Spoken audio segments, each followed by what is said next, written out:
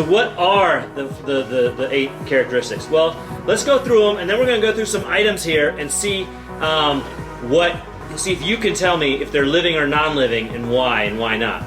So the first one is that it takes in energy. And so when you take in energy, that means they eat or they consume something or they absorb something or in some way energy is being transferred from the environment into the organism.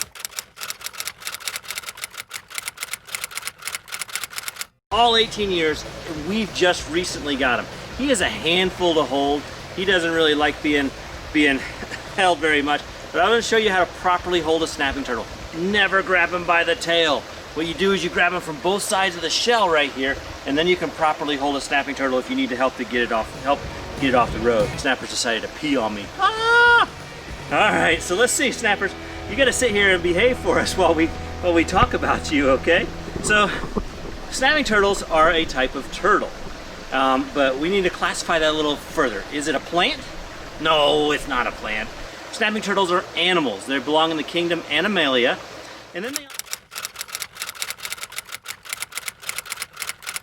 and if that doesn't work, they'll strike and hiss, and it's really an intimidating hiss and strike at you. And then a lot of times, what will eat hog-nosed snakes are raptors, birds of prey, hawks, that they don't really care if you're venomous. They can catch a rattlesnake like it's just as easy as they can catch a bull snake or a garter snake. And so their response may be to being grabbed, because if you grab that hog-nosed snake after all this defensive posturing that it's done, you know, the flattening out, the striking, the hissing, it will play dead. And when they play dead, it's really fun. I don't like to have hog-nosed snakes do it. When I like to see them now, my challenge is to encounter a hog-nosed snake, get the video I need, and not have it ever play dead. But some have, and so I've gotten video of that. And so here, watch what happened. They will start writhing around, flopping, flopping, flopping, and then they'll start pooping and smearing that poop all over themselves.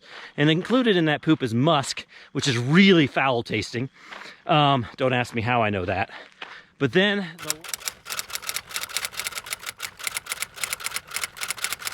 so they use the fancy words there, but here we go. Let's look at onion skin as we're looking here. All right, look at that.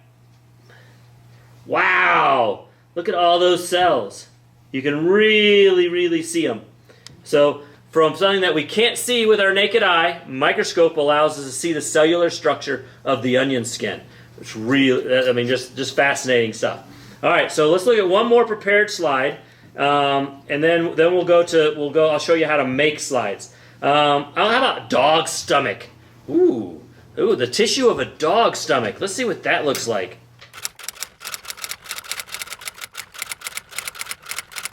Creature is. It's not native to Colorado. It's actually not even native to North America. But now it has a cosmopolitan distribution, and we'll talk about what cosmopolitan means in a bit.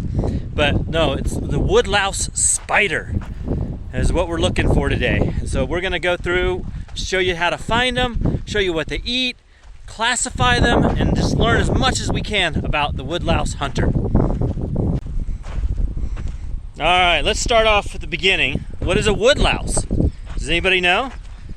Well, we call them roly-polies or pillbugs. And so they're a type of crustacean.